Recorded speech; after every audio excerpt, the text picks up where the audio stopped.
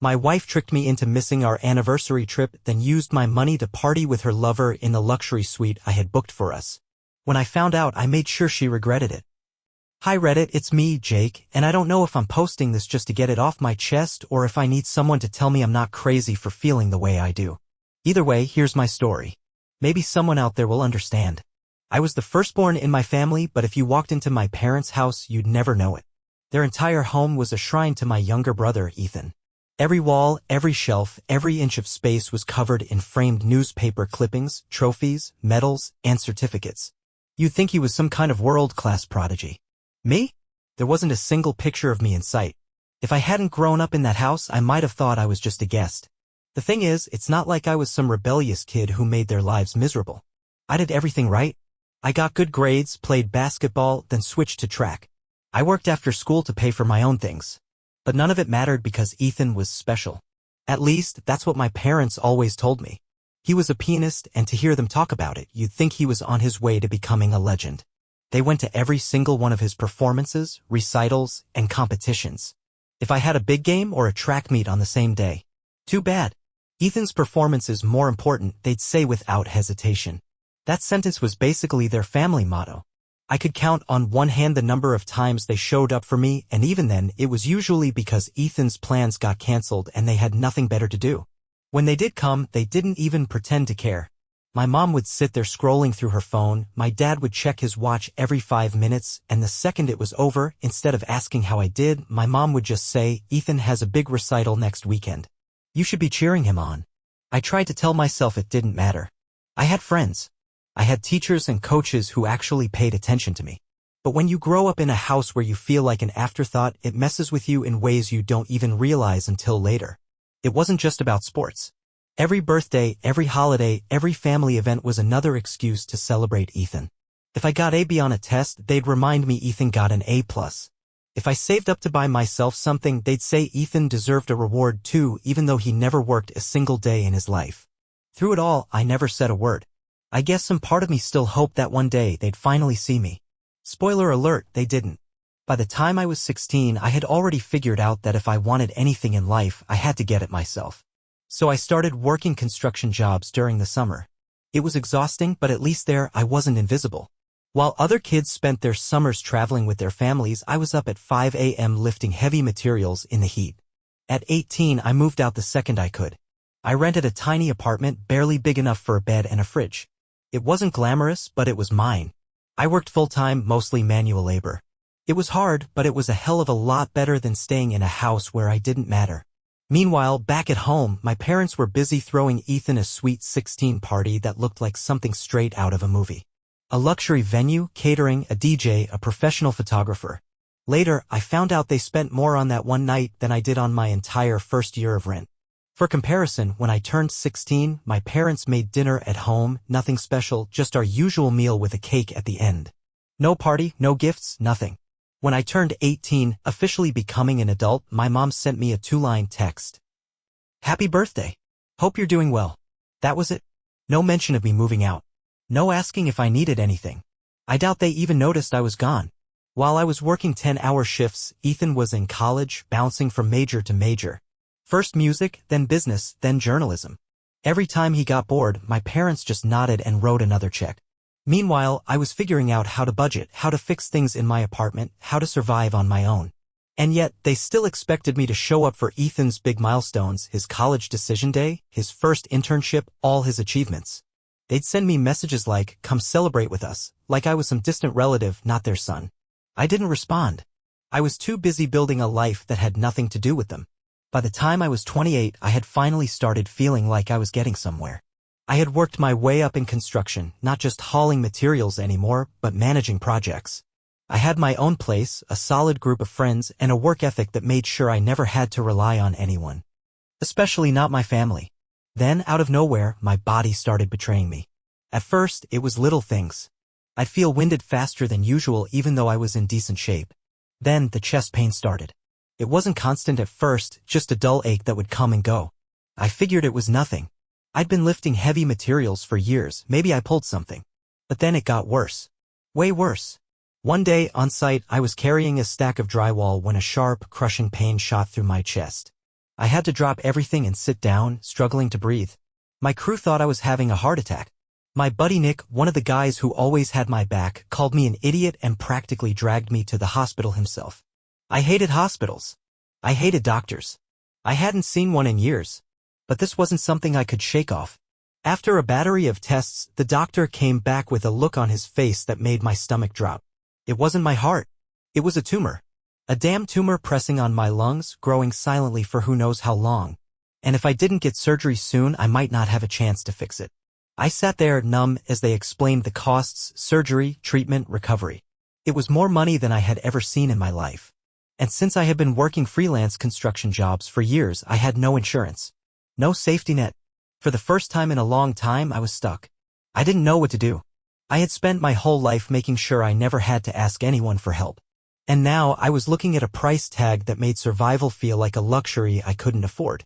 I didn't want to call my family. I didn't even know if they care.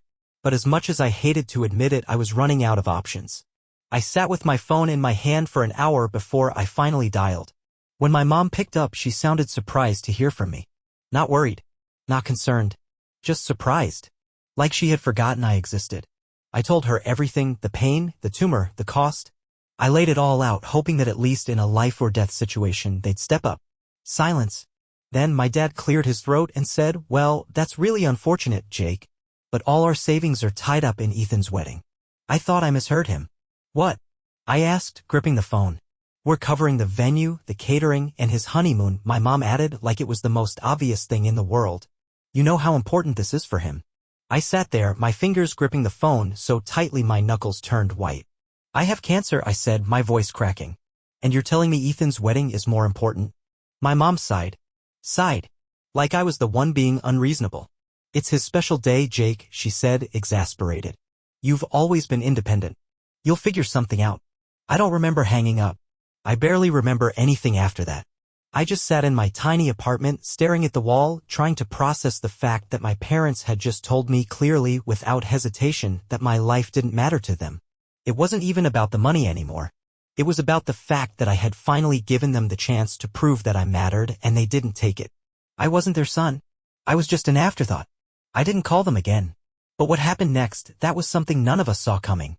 After that phone call, I knew I was alone. I had always known, deep down, but this time it was undeniable. I spent the rest of the night sitting in my tiny apartment, staring at my phone, half expecting my mom to call back and say, "We'll figure something out." But she didn't. She wouldn't. I kept thinking about all the times I had swallowed my pride growing up, all the moments I had convinced myself that maybe I was just overreacting, that maybe I was just imagining how much they didn't care. But this was different. They had a choice, their firstborn son or an extravagant wedding for their golden child. And they chose the wedding. Still, I wasn't going to lie down and wait to die. The next morning, I forced myself out of bed, pulled on my work boots, and walked straight into the construction site like nothing had happened. But my body had other plans. Nick was the first to notice. "Hey man, you look like hell," he said, nudging my shoulder. I laughed it off, but when I picked up a crowbar, my hands were shaking so bad I almost dropped it. "You okay?" another guy asked. I opened my mouth to lie, but before I could, the pain came back, sharp, deep, like my ribs were being crushed from the inside. I doubled over, struggling to breathe. Nick caught me before I hit the ground. "All right, that's it," he said, grabbing his phone. "I'm fine," I rasped. "You shut the hell up," he shot back. "We're going to the hospital." And this time, I didn't have the energy to fight him. When we got there, the doctor confirmed what I already knew: the tumor wasn't going to wait. I needed surgery, and I needed it fast. And I needed money. A lot of money. Nick sat with me in the waiting room while I tried to figure out what to do. "You got any family that can help?" he asked. I scoffed. "No." That was the moment I truly understood the weight of it. I had spent my entire life making sure I could stand on my own 2 feet, and now, when they were finally being pulled out from under me, I had no safety net. But Nick, he wasn't the kind of guy who just watched things fall apart. That same night, he set up a fundraiser for me. At first, I hated the idea. I didn't want to beg for money, didn't want people looking at me like I was some charity case. But he didn't give me a choice. He spread the word around the construction crew, and within days, my coworkers, guys who barely had enough to take care of their own families, started chipping in whatever they could. A few of them reached out to local charities, trying to get me financial aid. Nick even got a news station to cover my story. Suddenly, people I had never met before were donating money to keep me alive. And my parents? Silence. Not a single call. Not a single text. Ethan, my perfect, untouchable brother, was getting married while I was selling off everything I owned just to have a chance at survival. My tools, my furniture, my car, everything went. The hardest thing to part with was my grandfather's watch. It was the only thing I had that connected me to something bigger, to a time when I thought family meant something. But a watch wouldn't save my life, so I sold it too. Still, it wasn't enough. The amount we had raised barely scratched the surface of what I needed. And then, out of nowhere, something incredible happened. A big construction company, one of the ones we all knew about but never worked for, heard about my situation. The owner had lost his brother to the same type of cancer. When he found out what was happening to me, he called me personally. "I know what this fight looks like," he said. "I couldn't save my brother. But maybe I can help you." And just like that, his company covered 40% of my surgery costs. No questions. No strings attached. I was speechless. I tried to refuse at first. I wasn't used to people helping me without expecting something in return. But he just said, "Don't waste time being proud. Get the surgery. Get better." And because of him and because of my crew, my real family, I did. The debt was still massive, but I was alive. And that was more than I could say a few months before. I had beaten the odds. Not because of the people who were supposed to love me, but because of the people who chose to. But just when I thought I had cut my parents out for good, life had other plans. Waking up after surgery felt like being hit by a truck. Every breath burned, every movement sent pain shooting through my ribs, and some days even opening my eyes felt like too much. I had always thought of myself as tough. I had spent my life working through injuries, pushing past exhaustion, never asking for help. But this was different. This wasn't something I could just shake off. The doctors warned me recovery would be long, but I had no idea how long. For weeks, I could barely get out of bed. My chest felt like it was caving in every time I tried to sit up. I couldn't work. I could barely eat. And the mountain of medical debt hanging over my head felt impossible to climb. The only thing that kept me going was my crew. Nick especially. He practically moved into my apartment, making sure I ate, making sure I took my meds, making sure I didn't do something stupid like try to get back to work too soon. The other guys showed up every day, bringing food, checking in on me, even covering some of my rent when I couldn't afford it. And my parents? Nothing. Not a single call. Not a single text. Ethan got married while I was still in the middle of chemo. I wasn't invited, of course. The only reason I knew about it was because someone sent me a picture, him in his designer tuxedo, his bride in some ridiculous, overpriced dress, standing in front of the giant floral arch my parents had spent their entire savings on. I stared at the photo for a long time, then deleted it. I was done with them. Instead of wasting my energy on people who never cared, I focused on getting stronger. Day by day, step by step, I fought my way back. It took over a year before I could even think about working again, and even then, I wasn't the same. I had lost weight. I moved slower. I got tired faster. But I was still standing. And that had to count for something. Then, out of nowhere, an opportunity landed in my lap. A big development company reached out, looking for someone to help manage a new construction project. And it wasn't just any project, it was a medical center. At first, I hesitated. I had never worked on something like that before. But then I thought about everything I had been through, the surgeries, the hospital stays, the absolute hell of navigating the healthcare system. Who better to build a place like that than someone who had been on the other side of it? So, I took the job. And that job changed everything. I poured everything I had into that project. I studied every inch of the blueprints, worked closely with doctors and architects, and made sure every detail made sense, not just for the patients, but for the people working there. By the time we finished, I had built something I was proud of. More than that, I had proven to myself that I wasn't just some guy who barely survived. I was someone who could create. And then the offers started rolling in. Turns out specializing in medical construction was a niche with huge demand. Within a few years, I had more projects than I could handle. So, I did something I never thought I'd do. I started my own company. It wasn't easy. It wasn't instant. But one contract led to another, and before I knew it, I was running a successful business. A real business. The kind my parents probably would have bragged about if they had ever cared enough to ask. But here's the thing, I didn't need them anymore. The people who had stood by me? They were my real family. The guys who emptied their pockets to help me survive. The company owner who covered part of my surgery. The crew who never let me feel alone. Those were the people who mattered. And for the first time in my life, I was happy. But just when I thought I had finally moved past my parents for good, they came crawling back. A few months ago, I got a call from an unknown number. I almost ignored it, but something told me to pick up. It was my mother. Her voice was different, hesitant, almost small. For a second, I thought maybe something had happened to Ethan. But no. It wasn't about him. It was about them. Turns out, my father had made the worst financial decision of his life. He had taken all their savings and invested it into some guaranteed real estate deal, a no-risk, high-reward scam that promised huge returns. Of course, it fell apart and they lost everything. Their accounts were drained, their house was on the line, and to top it off, my father had taken out loans to try to recover what he lost. Loans he now couldn't pay back. They were drowning. And their first instinct? Turned to Ethan. The golden child. The one they had spent their whole lives catering to. The one who had never once been told no. But here's the twist. Ethan had married a lawyer. And not just any lawyer, one who knew exactly how to protect his assets. When my parents showed up at their doorstep, desperate for help, Ethan's wife shut them down so fast they didn't even have time to beg. So, with nowhere else to go, they called me. I sat there, listening to my mother cry on the phone. She told me they had nothing left, that the bank was about to seize the house, that my father's health was suffering from the stress. Then she said it. The words I never thought I'd hear from her. Jake, we need you. I won't lie, hearing that felt satisfying. Not because they were suffering. I wouldn't wish that on anyone. But because for the first time, they realized I existed. And they needed me more than I had ever needed them. I let her talk. I let her cry. I let her beg. Then, when she finally finished, I asked her one simple question. Where were you when I needed you?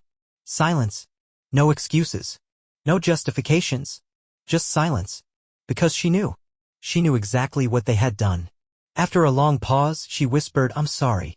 I took a deep breath, looked around at the life I had built without them, and said, I hope Ethan's wedding was worth it. And then I hung up. I haven't heard from them since. A week after my mother's desperate phone call, my father tried a different approach. Instead of calling, he showed up at my office. I don't know how he found out where I worked, but one afternoon I walked out of a meeting and there he was, standing in the lobby like he actually belonged there. For a second, I just stared at him. It had been years since I had seen him in person, and the man in front of me looked old. Not just physically, but in the way he carried himself. The arrogant, confident father I once knew was gone. In his place was a man who looked defeated. Jake, he said, forcing a smile like we were old friends. I was hoping we could talk.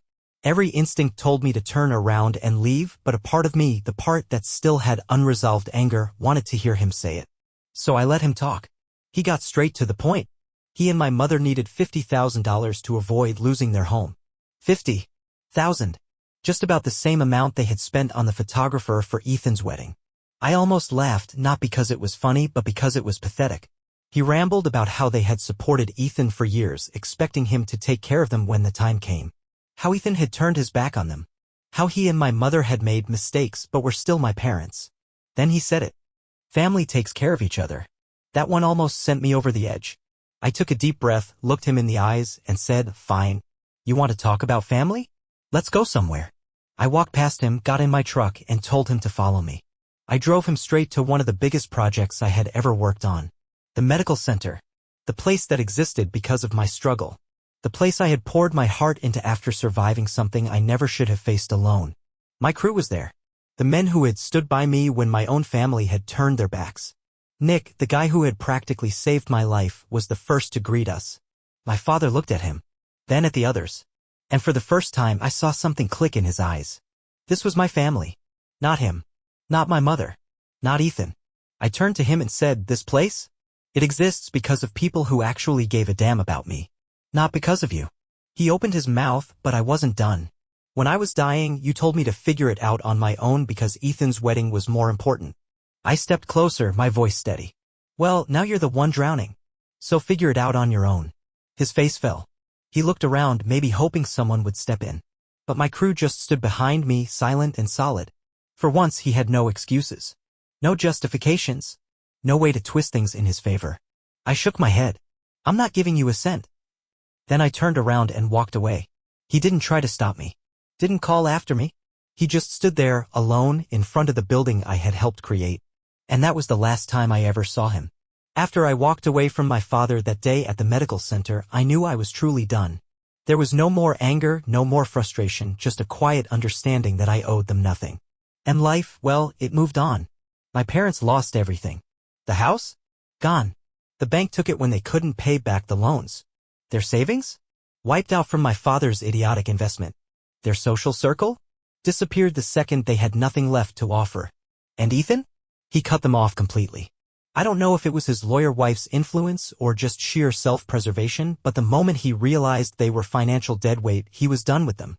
He didn't answer their calls. He didn't help them. The son they had worshipped, the one they had sacrificed everything for, tossed them aside like they never mattered. Sound familiar? That's the thing about karma, it doesn't forget. As for me, I kept moving forward. My business grew. I got more projects than I could handle. But more importantly, I found something my parents never had. A real family. A few years after my surgery, I met someone. She wasn't impressed by my money or my success. She didn't care about any of that. She loved me. The version of me that had been broke, struggling, scraping by. The version of me that had been alone. And now we're married. A few weeks ago, we found out we're expecting our first child. When I heard the news, I thought back to everything that had happened, my childhood, my struggle, my parents' betrayal. And for the first time, I wasn't angry about it anymore. Because now, I get to break the cycle. I get to be the kind of father mine never was. I get to build the kind of family I always wanted. And my parents? I have no idea where they are now. Maybe they found a way to scrape by. Maybe they're still hoping Ethan will change his mind. But the truth is, I don't care. They made their choices. And I made mine. Karma always comes full circle. And in the end, my parents got exactly what they deserved.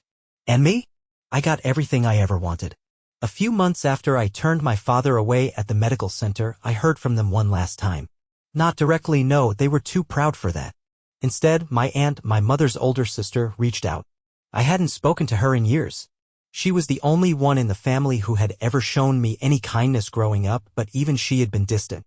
She had always tiptoed around the way my parents treated me, offering small gestures of comfort instead of actually standing up for me. So when she called, I almost didn't answer. But curiosity got the better of me. The first thing she said was my name.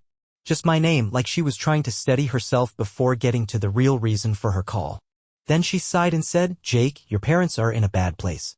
I almost laughed. Yeah, I got that impression. They lost the house, she continued. They've been bouncing between motels, but the money's running out. Your dad's health isn't great, and your mom, she hesitated. She's not handling it well. She's been calling everyone she knows, but no one's willing to help them. I leaned back in my chair, gripping my phone tighter. And why exactly are you telling me this? Because they won't ask you themselves, she admitted. They know they have no right to, not after everything. But Jake, they have nothing. They don't even have a place to stay. I could hear the unspoken plea in her voice. But I wasn't moved. They had a place to stay, I said coldly. It was called their house. But they gambled it away. And before that? They had a son. One who needed them. One who begged for help when he was dying. And they turned their backs on me for Ethan's wedding. Jake, she started. No, my voice was sharp. I needed them once. Just once. And they told me to figure it out on my own. Well, now they can figure it out. There was silence on the other end. Then she sighed again, heavier this time. I had a feeling you'd say that. You should have. I know they weren't good parents to you, she said softly. They weren't parents at all. She didn't argue. Couldn't. We both knew it was the truth. She told me she understood and wouldn't push the issue, and for that I was grateful. I wasn't angry at her. She had her own complicated history with my mother, and I knew she had tried, in her own quiet way, to be there for me when I was younger. But that didn't mean I was going to save them. After we hung up, I sat there for a long time staring at my phone. A part of me had expected to feel something. Guilt? Regret? A tug of obligation. But I felt nothing. I wasn't cruel. I wasn't heartless. But I had nothing left to give them.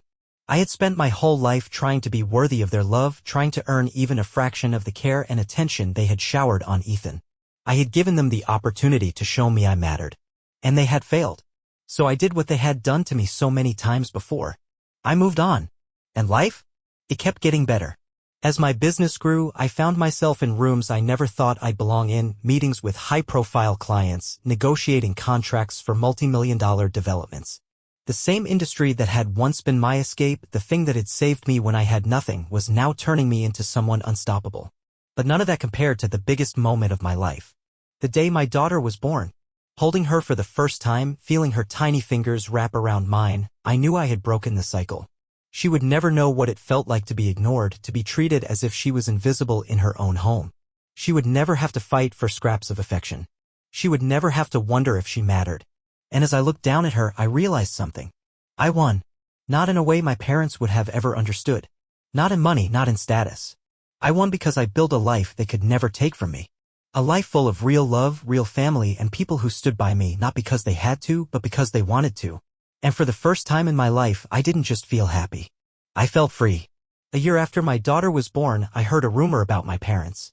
It came from an old neighbor, someone who had known our family for years but had never been particularly close to us. I ran into him at a coffee shop, and after a few minutes of catching up, he hesitated, then said, "You know your folks aren't in town anymore, right?" I hadn't given them a single thought in over a year, so I just shrugged. Figured as much. Where'd they end up? He leaned in slightly, lowering his voice. I heard they're living out of an old camper in some rundown RV park a couple of towns over. Not much left for them here after they lost the house. I took a slow sip of my coffee. That's so? He nodded. Your dad's not in great shape. Some kind of heart condition, I think. He was asking around for work for a while, but nobody would take him. Guess word got out about the money he lost. And your mom, well, she's been trying to reach out to people, but no one's biting. He gave me a cautious look. They really have no one left, Jake. I let that sink in. The people who had once been so obsessed with their reputation, who had spent their entire lives parading Ethan around like a prize, had lost everything, including the respect of the people they had once tried so hard to impress. And me? I had everything they had always claimed to want, a stable life, success, a real family. But I had built it without them. Do you ever, the neighbor hesitated, then reworded his question. Do you ever think about reaching out? I thought about my wife. My daughter. My business. The life I had created from the ground up. And then I thought about lying in that hospital bed, waiting for a call that never came. I shook my head. No. He studied me for a moment, then nodded like he understood. Well, just thought you should know. I thanked him, finished my coffee, and left. I didn't drive to find them. I didn't call. I didn't care. They had made their choices and I had made mine. And I wasn't looking back. A few months after I ran into my old neighbor, something strange happened. My mother showed up at my office. Unlike my father, who had tried to approach me like nothing had happened, she looked wrecked. Her clothes were wrinkled, her hair unkempt, and she had lost the polished, put-together look she had always clung to. She hesitated at the entrance like she wasn't sure she was even allowed to be there. I should have ignored her. I wanted to ignore her. But a part of me, the part that had spent my childhood craving her approval, needed to hear what she had to say.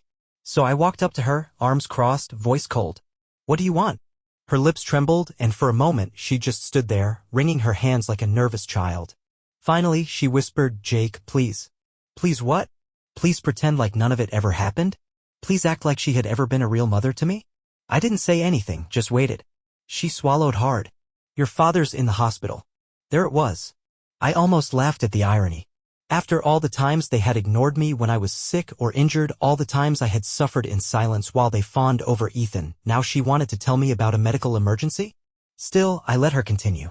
He had a heart attack, she said, her voice shaking. They don't know if he'll make it through the week. There was a pause. I realized then that she was waiting. For what, I wasn't sure. Sympathy?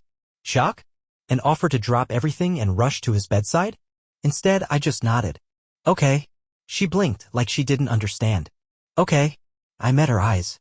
What do you want me to say? Tears welled up in her eyes. He's your father, Jake. I let out a slow breath, keeping my voice even. You mean the man who told me to figure it out when I was dying? I shook my head. I did figure it out, Mom. And I did it without him. Without you. Without Ethan. I survived because the people who actually cared about me, Nick, my crew, complete strangers, stepped up when my own parents wouldn't. She sniffled, looking down. I know. And I'm sorry. I studied her, searching for any sign that she truly meant it. But it was too late. I wasn't the kid who spent his life hoping for her love anymore. I wasn't the teenager waiting for her to notice me. I was a grown man, a father, a husband. I had built a life full of love and real family. And she had no place in it. I stepped back. I hope Ethan's there for you. Something in her face crumpled, and I just knew that Ethan had abandoned them completely. The golden child, the one they had sacrificed everything for, had turned his back the moment they became a burden. And now, standing in front of me, she finally understood what it felt like to be forgotten. She opened her mouth like she wanted to say something else, but I was done. I walked away, leaving her standing there in the lobby of my office, alone, just like she and my father had left me all those years ago. I never saw her again. A few weeks later, I got word that my father had died. Not from her, of course. I heard it through someone else, someone who still kept tabs on them. There was no funeral. No grand memorial. Just a quiet end for a man who had spent his entire life chasing status and wealth only to die with nothing. And me? I kept living. I raised my daughter in a home full of love. I built my business into something I could be proud of. I surrounded myself with people who truly cared about me. I never looked back. Because in the end I had won. Not in money. Not in power. I won because I chose love over bitterness. I chose to break the cycle. I chose a future where my family would never feel the way I once did. And that was worth more than anything my parents had ever tried to hold over me.